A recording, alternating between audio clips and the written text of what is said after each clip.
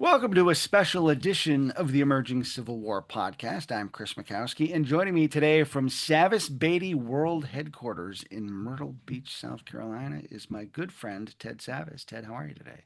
I'm good, Chris. How are you? I'm doing well. Thanks for being with us today. Yeah, thanks. Uh, Thanks for having me on. yeah. Earlier this week, my colleague Chris White and I talked about Gettysburg as an elephant in the room and how people are endlessly fascinated by it and how it continues to, draw attention, but sometimes to the detriment of other parts of Civil War history. And so, historians have to navigate that terrain.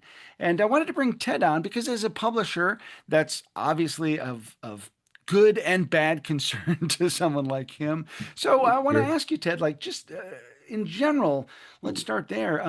Gettysburg as having its own gravitational force. What's your perspective on that? It does.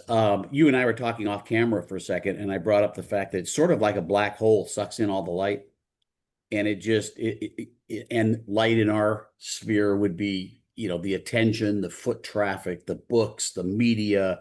It just goes out and grabs it and just sucks it in, and very little escapes the orbit of that the pull of that black hole. Um, it's interesting when I started publishing, I actually said, in fact, I think I wrote it. If I can find it, I'm going to delete it so nobody finds it. It says something like, uh, I'm going to get back into publishing, but I'm not going to do many Gettysburg titles because it's been done to death and I'm not doing anymore. I was wrong. Of course, that was 20 years ago, 20 some years ago, because all the new digital media and the ability to research and expansion of the park and that sort of thing really has allowed a lot more material to be written about it that is new and fresh and all that. So that's a good thing. But yeah, it's a black hole. It sucks everything in, and I think it's to the detriment of certain other campaigns and battles that need more attention. Uh, and I remember an interview you and I did years ago where you said like Gettysburg sells. And so from a publishing point of view, you have to be aware of that and take advantage of that, but then also figure like, well, how do we navigate around that so that we do pay some other attention? How do you handle that terrain? I'm not sure I handle it well, but I do try to muddle through.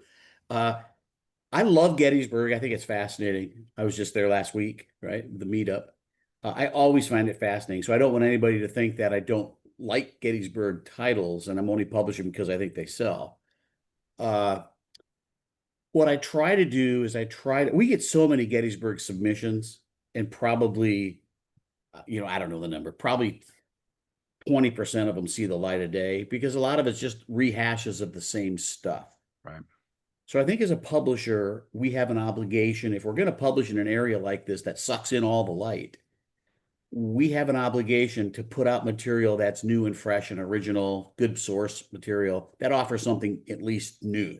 Mhm. Or, or if it's not fully new, it's presented in a different way with a different aspect and a different, thesis and the research to back it up. So it's not just, you know, pulping a bunch of other material, throwing it out there and hoping somebody spends their money on it. I don't want to do that. In the meantime, though, as you know, like with Antietam and things, I'm trying to expand into other campaigns and areas. Our Battles and Leaders series, your book on Jackson, um, the late Eric Wittenberg's book on the Johnson Gilmore raid, that sort of thing. I'm trying to ease into those waters to show people there's a lot more out there than Gettysburg. And if you really want to understand Gettysburg, you got to understand the rest of the war anyway, Right, right. because Gettysburg didn't stand alone. The war didn't start there and end there. It continued through there. So that's what I'm trying to do. I know you're trying to do, much the same thing, Chris. Yeah, yeah. And to me, like, I think though, like you have a new book coming out about the battle for the Rose Farm, where there was just vicious, vicious fighting. There's some photographs that came as a result of that. But I imagine if I tried to do like a book on fight for the McCool Farm at Spotsylvania, there might be like four people that would read that, even though the fighting there It's was awful, fascinating, terrible, right? right? And Yeah. part of the mule shoe. But like Gettysburg seems to invite those sort of really micro tactical examinations because people seem just so endlessly fascinated. Yeah, and I think you and I had talked just a little bit earlier about the Batchelder papers, which are a gold mine of information, right? I mean, the Batchelder papers are just amazing.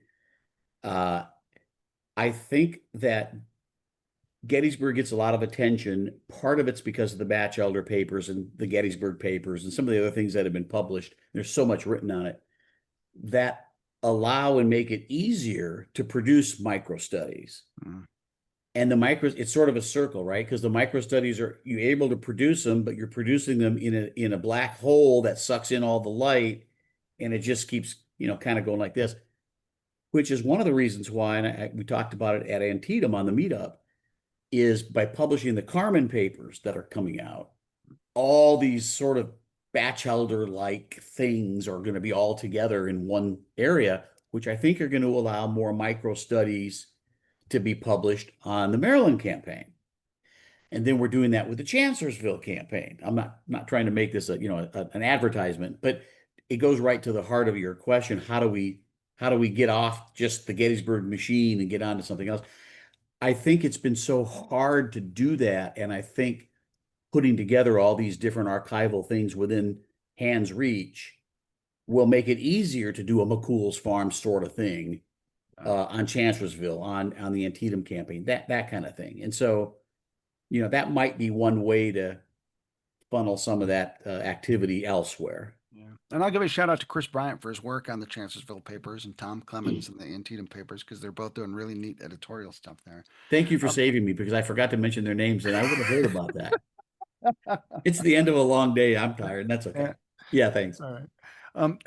But you mentioned all the submissions you get for books about Gettysburg, and you have a bajillion manuscripts you're always evaluating and looking at. How do you manage that quality control? Because you obviously have to be selective anyway, but because the volume there really works against you as well. How do It you manage does. that? Yeah. I mean, we get hundreds of manuscripts a year. It's crazy. The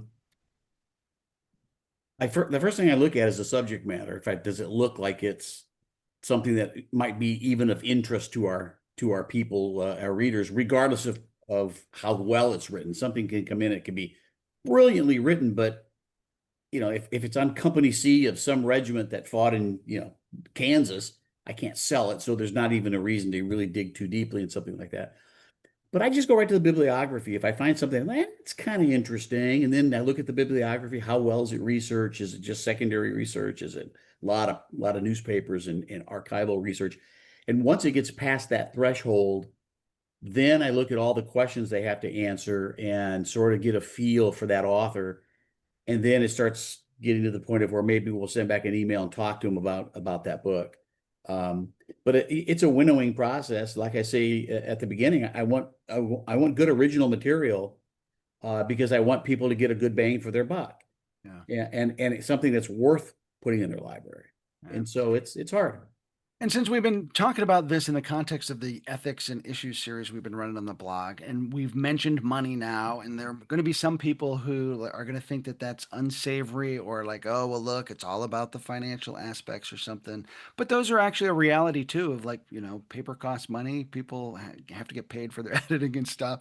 How do you balance that financial consideration against the sort of editorial adding to the literature consideration? Boy, that's an interesting question. You see how I want to answer that. Well, we have to publish books that will sell because we're a trade press. So we don't have grant money and anything like that. So I have to pay salaries and overhead and rent and taxes and all that kind of stuff. So that's the threshold line. And so I have to publish books that will sell. Then I have to balance that against original contributions that I think that marry up and meet that goal. That part isn't all that hard because there's a lot of really good material that people want to buy that we get in. So I can pretty much marry that together and it works pretty well. Now, every year we'll publish one or two books that I know are not going to sell all that well. And some I'll take a loss on. I try to get back, recoup as much as I can, but they're so important, nobody's going to publish them, and they have to be published. They just have to be published. So even if we sell just a handful of them, if we can recoup what we put out, if we can recoup most of what we put out, I sort of have a Excel sheet that calculates all that, and then I'll do them. because I think that's something, this sounds really strange, but it's my way of sort of, for me, I guess, giving back, Hmm. because this isn't a job where you make a lot of money. But it's something that I think I owe people for letting us stay in business this long. Yeah. Yeah. And I want to get those books out there. And so every year or two, every year there's one or two of those that we just put out that I know are not going to be picked up by the book club. They're not going to get picked up by Barnes and Noble. They're just not going to do that well, but they're going to serve a purpose later somewhere. Hmm. And so I want to get those available. So that's sort of how I balance all that. Yeah. That maybe ties into my last question. And before I ask it, I'll note that you and I have the same pens. I've just noticed. So we That's have because a I great. stole this one from you Oh, okay. No, no, no wonder there's at not. the symposium. Oh, so No, now you're just taunting me with it. That's what it is here, right? no, you have lying eyes. I don't have your pen. Yeah, that's Oh, funny. do I? Is that? You gave me this pen, and I was writing something with it, and I said, I really like this. And you Yeah. said something. So you were talking to somebody. Yeah, sure, pal, go ahead and take it. I think you're probably kidding, and I took it. I'm glad you did. I'm glad you did. Yeah, I appreciate that. You mentioned books not being in bookstores. Barnes and Noble isn't going to pick something up. And I remember the good old days of like going into a bookstore and just sort of Oh yeah. browsing and seeing what's there and discovering something, which to me Borders, seems like, borders, borders had massive. So they had 3 or 4 big long stacks of just Civil War titles, yeah, and and they're all gone. the small independent bookstores that used to do that kind of stuff. Very few of them The left. Gettysburg bookstore. Yeah, yeah, It yeah, used to carry everything on every theater, and it was, it was nice. I mean, Barnes and Nobles, they're hurting. They're just not run right, which is just, it's crazy to me. If you and I ran Barnes and Nobles, Chris, we'd make it into a $1 billion operation. Um, like half the books we publish, maybe more, they don't pick up. yeah. They just don't pick them up. I mean, a few local stores will put two here and two here, but by and large, instead of coming in for 500 or 2,000 copies like they used to, they'll come in and pick up 50 or 100. Hmm. And it's so irritating. But their idea is, well, we don't think we can sell them, and you can sell them on Amazon, or you can sell them through your website. And so they don't pick them up. And it's puts a lot of extra burden on us to market, which is why we put so much time into building this community, because if it doesn't come through us, a lot of it, then our books stop being published, Yeah. so it's a vicious cycle. And it seems like that's a good way to find other stuff that might not be Gettysburg, I guess, is kind of where I was going with that. Where like, It is. I can't go to a bookshelf and browse anymore. And so, how do I find other kinds of stuff? Yeah, that's a good point. Yeah, I try to think of what I do, and I guess I mean I'm online searching for stuff and finding stuff, because you don't find it in the bookstores anymore. You go in and you find Battle Cry of Freedom and Shelby Foote stuff, and Gulsels Lee, and you find a few of the sort of standard kinds of things that have been around, but all the good material that's published, it's not there. And I think if it was there, if they curated better Yeah. and it was there, then they could actually stimulate that part of the community again, and they'd get support. But people stop going in because they know what's there. Right. They Yeah. have what's there. They already have it. Yep. Yeah. So again, that's that they're caught in a little whirlpool of their own making. So as we wrap up, any advice you would give to folks who are caught in that Gettysburg black hole and maybe Yeah, you're looking change for some? change hobbies. Golf. And I would say enjoy it while you can, but understand. And a lot of people I know that they don't know much beyond Gettysburg, or they know just a little slice, right? Maybe just a little of the Eastern Theater. I would say you have to understand Gettysburg. You can only understand Gettysburg if you understand the war in general, because Gettysburg didn't happen in a vacuum. The armies their personalities, their structures, their logistics, they were all formed long before Gettysburg. They had a big impact on the campaign, and then Gettysburg had an impact on what followed. And so, if you're going to read about it in context. Branch out. Look at Chancellorsville right before Gettysburg. Read a book about Hooker. Read a book about Lee. Go west. Look at Vicksburg. That had a big influence in, when they're talking about what do we do and will this march north affect Vicksburg. Broaden your horizons on this, and I think you'll end up coming back and enjoying Gettysburg more, because you'll have a better context after wading into it a little deeper. I'll leave you with this. I took my stepson, Zoe's son, to the meetup. He knew very little about the Civil War. He likes weaponry and artillery and global war on terror stuff and modern stuff. But he wanted to meet some people and see Gettysburg. And he fell in love with it. And people were asking about it. And I said, well, he's not a Civil War guy yet. And the next day he reminded me of that. And he said, yet. And I said, you're finding this interesting, are you? And he said, how could you not? Being here and talking to me. He goes, this is really interesting. And so he wants to learn more, but he saw right away he needed to know more about the entire war Yeah. to understand Gettysburg. And I thought, yes, that's the point. And maybe that's what we should leave here today with. Enjoy Gettysburg, but read more widely, and you'll understand Gettysburg and like it even more. Yeah. Great advice. Ted Savas, thanks for taking a second to chat with us today. Yeah, man. When you come in to smoke a cigar with me? You know what? I'm going to check my calendar and I'm going to try to be there by this weekend. Well, that might be a little late because I'm not going to wait that long. Yeah, thanks, Chris. All right. Take care. I'm Chris Mackowski for the Emerging Civil War podcast. We'll see you online and on the battlefield.